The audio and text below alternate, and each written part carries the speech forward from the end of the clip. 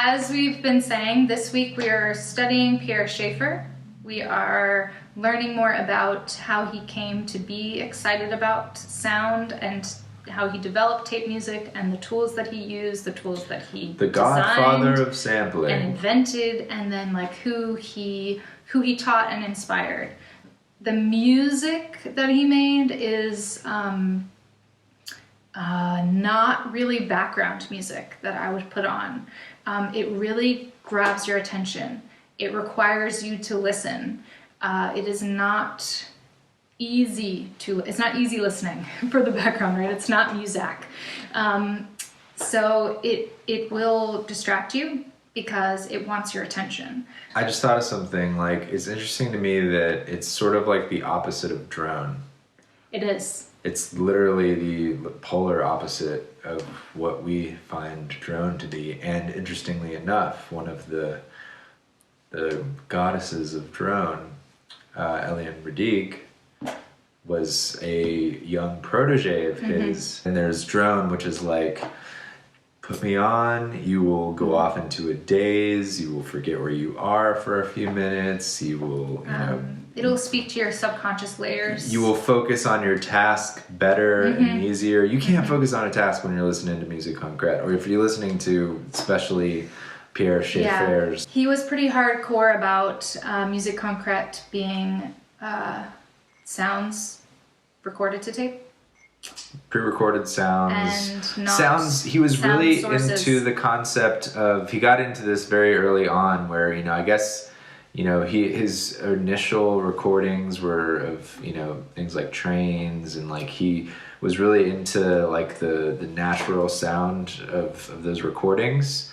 But I think he got upset with the way that people comprehended those compositions. My understanding is he was a little bit cranky that there wasn't an audience, maybe a little cantankerous for his pioneering ideas about sound, and that he got so much pushback from the actual, high-minded music society type people, who, most people said this isn't music, or it was hard to listen to, it wasn't an enjoyable experience.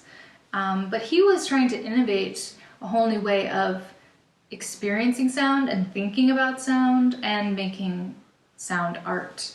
He probably got made fun of a little bit. If you're going to be an innovator, that's, it's a lonely path. But like, I feel like the spokes of a bicycle wheel, where, as it spins, it all looks like one thing, but if you slow it down, you can see all the individual pieces. Ooh, I like that. That's how I feel about, his life and work, and talking about him and researching him.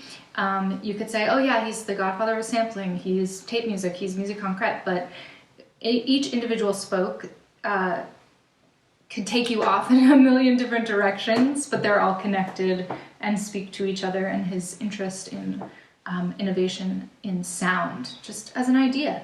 So he's also like a philosopher thinker as well.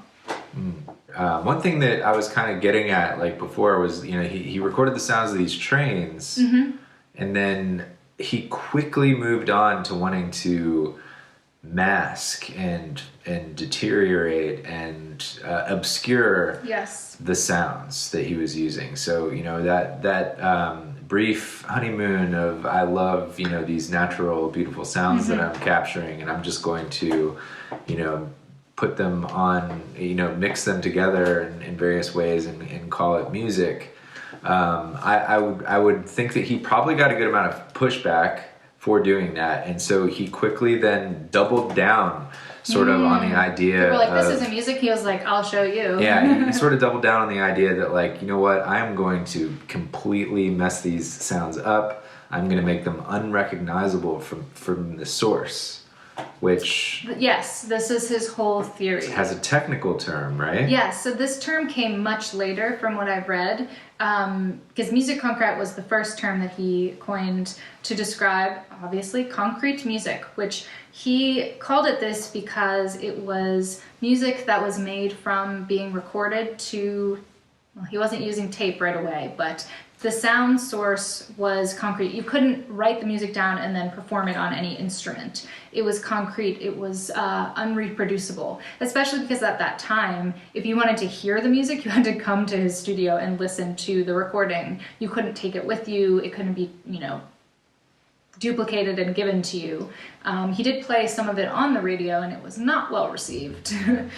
There's so much, so we could get into like all this technical stuff about what musique concrète is, and what acousmatics is, and I could watch lectures on that all day, because I don't know, I like this idea of talking about sound. I think it's so hard to talk about music and talk about sound because it's something we experience with our physical bodies and our brain waves, and we have everybody emotional interprets responses to it a little different, so it makes it very subjective. But talking about sound as being separated from its source, I feel like it's a very, very specific thing to discuss, but it kind of helps open me up to a lot of other ideas about sound and music, and it gives me some language around it that I've been needing.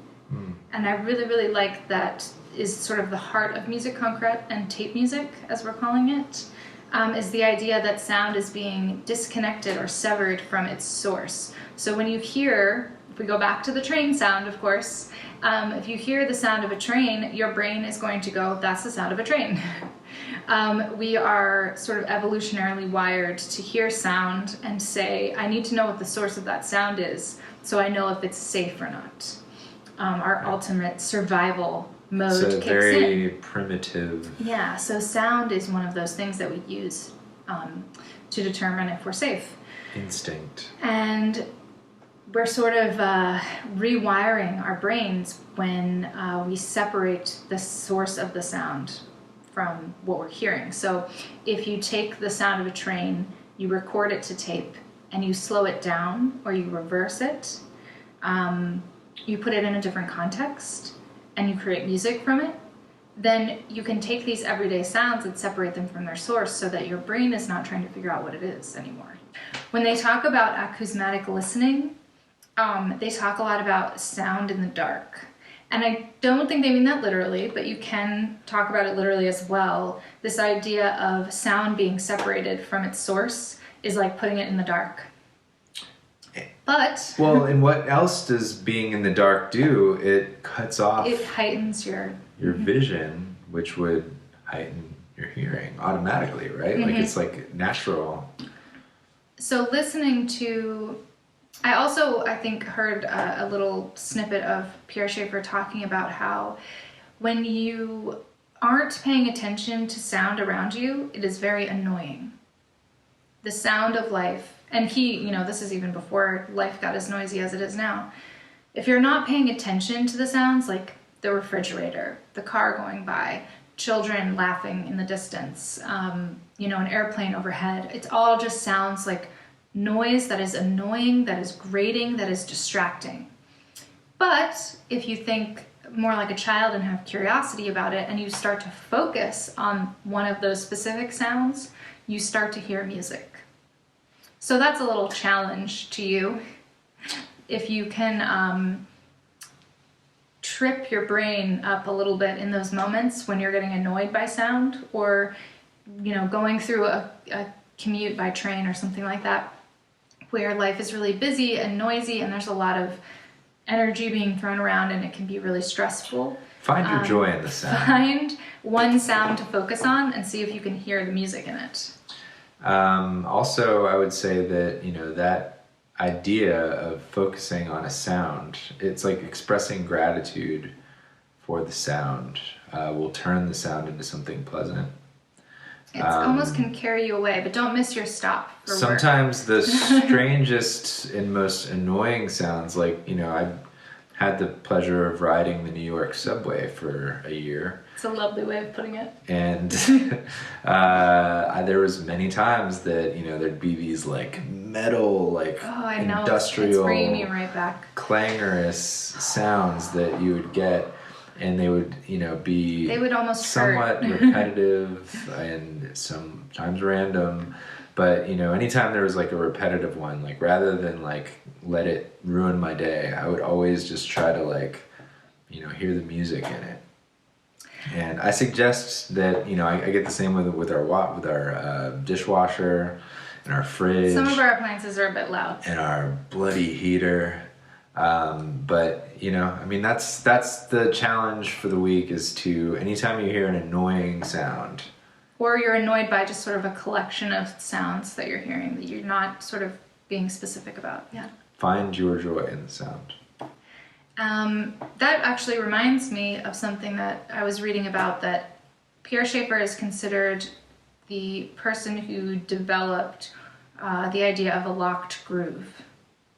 That we wouldn't have groove music, like the idea of taking a loop and locking it in and repeating it, you know? So taking a snippet of sound and putting it on a loop and then repeating it to create a rhythm.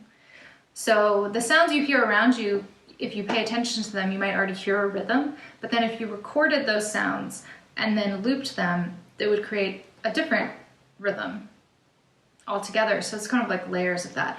But Jean-Michel Jarre also was the one that brought this up, that he's sort of the one who developed the idea of a locked groove, which takes this sort of abstract found sound collage style of musique concrète and turns it into dance music. So there's sort of a direct line to that. Taking these sounds and recording them to tape and looping them, it's like this well, it provides a pulse. Yeah, it's our heartbeat. It's what's in nature. You know, it's like the very foundational elements to life that sound and music are connected to. Well, if you think about it, we as human beings have a pulse. We sure do. We have a steady beat in us. And it reminds us that we're alive. It's all sort of comes the back to that essence instinct of, you know, our physical lives. And it makes sense that we would be attracted to other, you know, things in sounds. Yeah. That we can't help ourselves but put things a steady into beat, a groove. because isn't it interesting that, you know, unless obviously you have, you know, an issue, you know, with your heart, like it beats regularly, you know, and if it doesn't, that's even more interesting. It's true. But, you know, I just have always found that really interesting, that, you know, like we have a steady beat inside of us and we are attracted to yeah, we're just projecting beats. our own internal subconscious. Well, thanks for joining us for another Cosmic Conversation. We are just so stoked to get more into Pierre Schaeffer this week. I think it's going to lead us to some very inspiring ideas about sound. We'd love to, you know, see and hear, you know, any additional material.